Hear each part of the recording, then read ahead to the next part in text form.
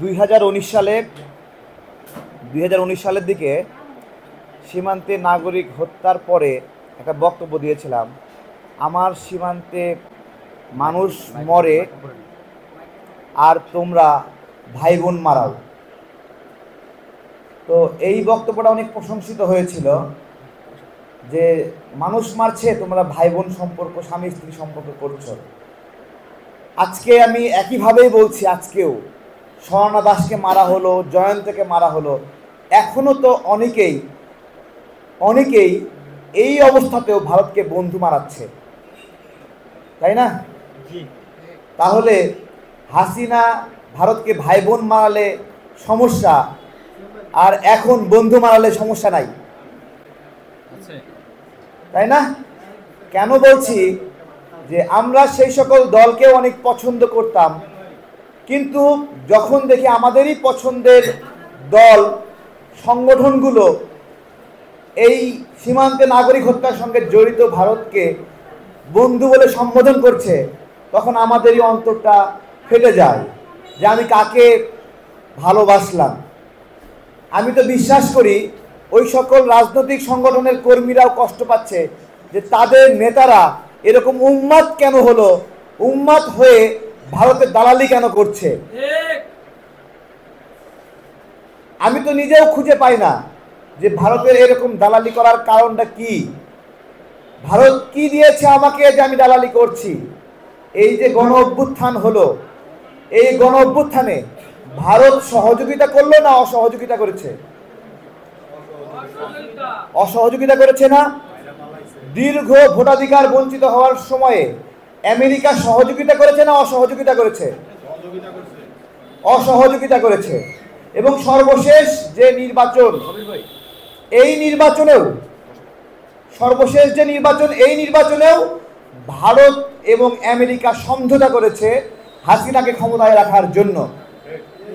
তাই যদি হয়, সেই ভারতের পা চাটার জন্য এভাবে আপনারা প্রস্তুত কেন বলেন?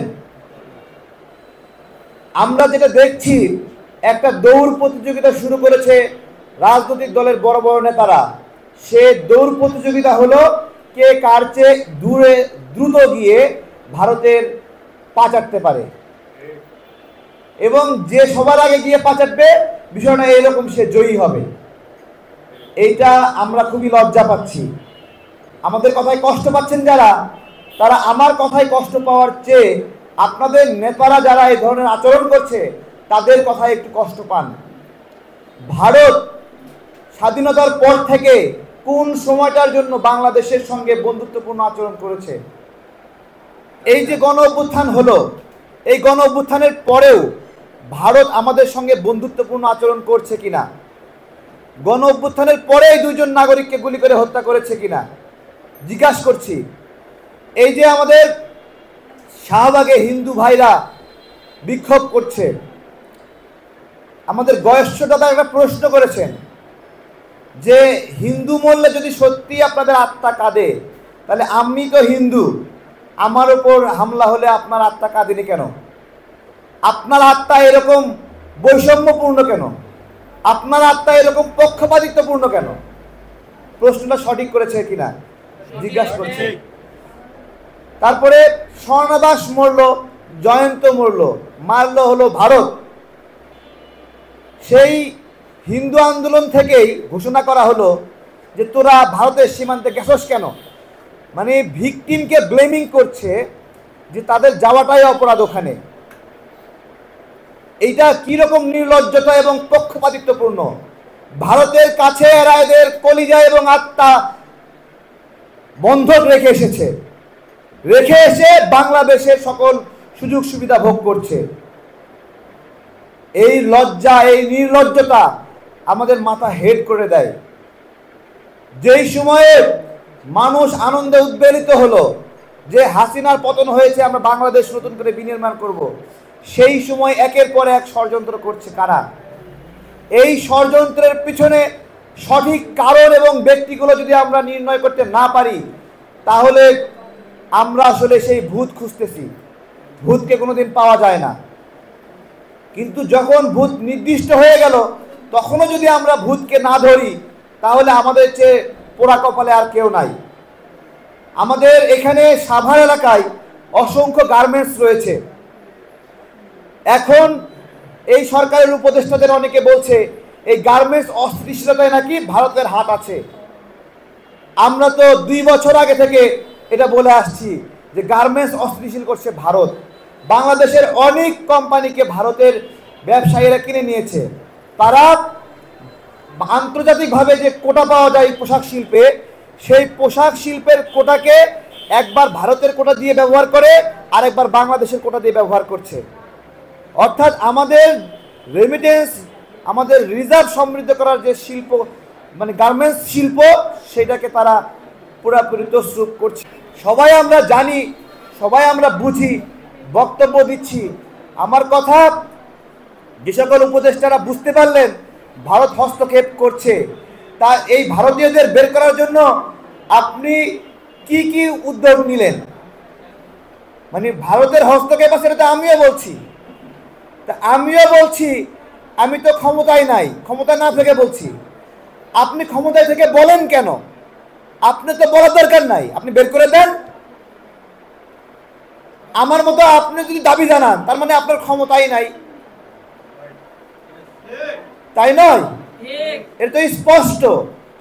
আখাউড়া এখানে যে ট্রানজিট ভারত ব্যবহার করবে, সেই ট্রানজিটের জন্য বাংলাদেশের মাটি ব্যবহার করছে, বাংলাদেশের মাটির উপরে রাস্তা বানাচ্ছে, এবং সেই রাস্তা বানানোর জন্য সমস্ত কর্মী, লেবার, কলাকৌশলী সব ইন্ডিয়া থেকে আনছে হাসিনা।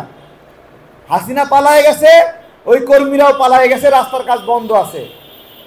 শেখ হাসিনার জন্ম নিয়ে আমার সমস্যা হয় যে ওর জন্ম যদি বাংলাদেশে হতো তাহলে দেশের মধ্যে একটা রাস্তার কনস্ট্রাকশনে দেশের নাগরিকদেরকে ব্যবহার না করে ও সব লেবার এমপ্লয়ি নিয়ে আসছে ইন্ডিয়া থেকে।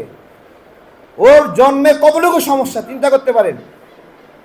এখন আমার সেটাও প্রশ্ন না, ভারতের আগ্রাসন বিরোধী লড়াই করতে গিয়ে আমরা একটা জিনিস পেয়েছি, এই যে ভারতকে ট্রানজিট দেওয়ার জন্য, রেল করিডোর দেওয়ার জন্য ভারত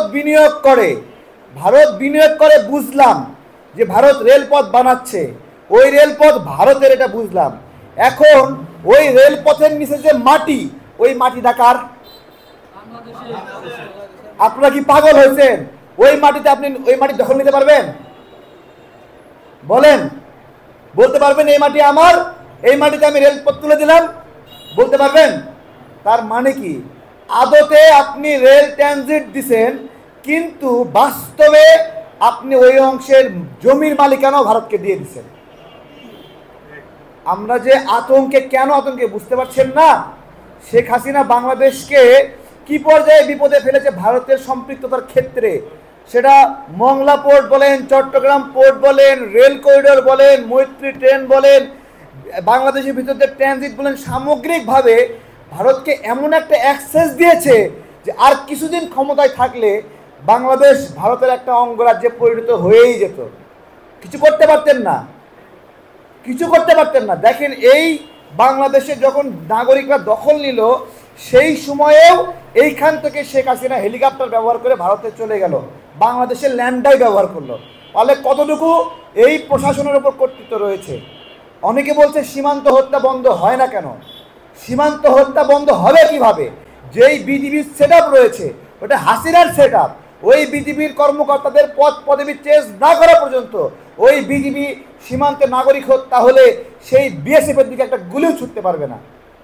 এতদিন আমরা বলেছি সীমান্তে হত্যা হয় কেন, স্বর্ণা জয়ন্ত হত্যা হলো কেন, এইটা উপদেষ্টারাও যদি বলে হলো কেন, তাহলে তার মানে উপদেষ্টাদের ক্ষমতা নাই। উপদেষ্টারা কেন এই প্রশ্ন করবে যে এটা সীমান্তে নাগরিক হত্যা হচ্ছে কেন? তারা তো সরাসরি ব্যবস্থা নেওয়ার কথা নয়, বলছে যে আর পিঠ দেখাবে না। তো পিঠ দেখাবে না, কিন্তু গুলি করছে না কেন? আমার নাগরিককে হত্যা করার পরে গুলি ছুটছে না কেন আমার বিজিবি থেকে? কারণ এই বিজিবিকে পিলখানা হত্যার সময় শুধুমাত্র সেনা কর্মকর্তাদেরকে হত্যা করা হয় নাই, কয়েক হাজার বিজিবি সদস্যকে চাকরিচ্যুত করা হয়েছে, পাশাপাশি হাজার হাজার বিজিবিকে জেল দেওয়া হয়েছে।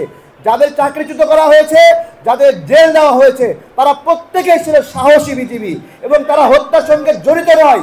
শেখ হাসিনা আমার সেনাবাহিনীকে দুর্বল করার পাশাপাশি আমার যে বিডিআর বিএসএফকে চ্যালেঞ্জ করতে প্রতিদিন ঘুম থেকে ভেঙে সেই বিডিআরকে ধ্বংস করে বিজিবি নামকরণ করেছে।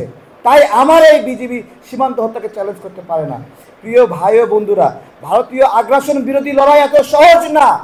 হাজার হাজার লক্ষ লক্ষ কর্মী নিয়ে বড় বড় দলের নেতারা ভারতের পাশা চাচ্ছে, এত সহজ না।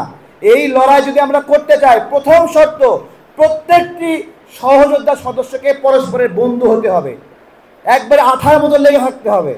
যদি পরস্পরের বন্ধু হতে না পারেন, এই লড়াই থেকে চলে যান, লাগবে না। বিরাট বড় ভেড়ার বাহিনী, ছাগল বাহিনী প্রয়োজন নাই। বুঝোলা মাথা থেকে অন্তর দিয়ে অনুধাবন করে আগ্রাসন কি জিনিস, স্বাধীনতা কি জিনিস, সার্বভৌমত্ব কি জিনিস, এইরকম মানুষদেরকে শুধু একটা দরকার। একটা ওয়ার্ডে, একটা ইউনিয়নে 100 জন সদস্য প্রয়োজন নাই, মাত্র 5 জন মানুষ ঠিক করেন। ওই 5 জন মানুষ সঠিকভাবে এই আগ্রাসনটাকে বুঝবে এবং প্রত্যেকটা নাগরিক হবে আমাদের কর্মী আগ্রাসনের বিরুদ্ধে।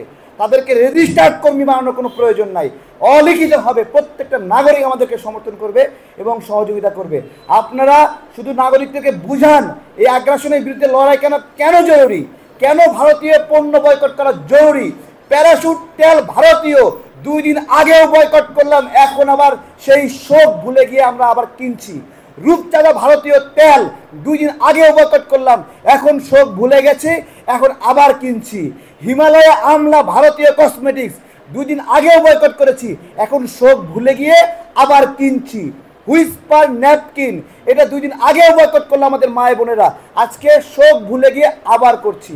প্রিয় ভাই ও বন্ধুরা, শোক যদি ভুলে যান, ভারত আপনার ভিতরে ভাইরাসের মতো ঢুকে যাবে। শোককে ভোলা যাবে না, শোককে শক্তিতে রূপান্তরিত করতে হবে। আর এই জন্য আমরা একটা আপনাদেরকে সর্বশেষ বার্তা দিতে চাই, নির্বাচন কেন্দ্রিক মাথার মধ্যে থেকে ভূত সবাই ঝেড়ে ফেলেন। এই নির্বাচন করে ক্ষমতা যাওয়ার জন্য অনেক দল আছে, তারা যাবে আসবে এবং তারা গেলেই সঙ্গে সঙ্গে ভারতের দালালে রূপান্তরিত হয়, আপনারা দেখেছেন, এবং দালালে রূপান্তরিত হওয়ার চেষ্টা করছে।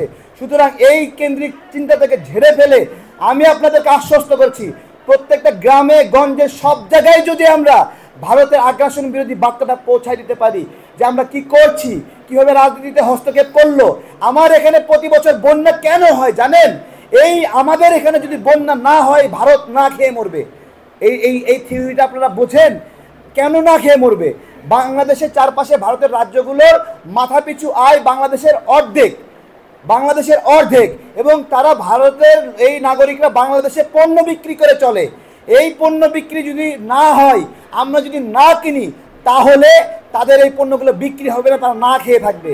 এবং আমাদের এখানে যদি বন্যা না হয়, তাহলে আমরা ফসলে স্বয়ংসম্পূর্ণ হই, তাই তাদের পণ্য প্রয়োজন হবে না।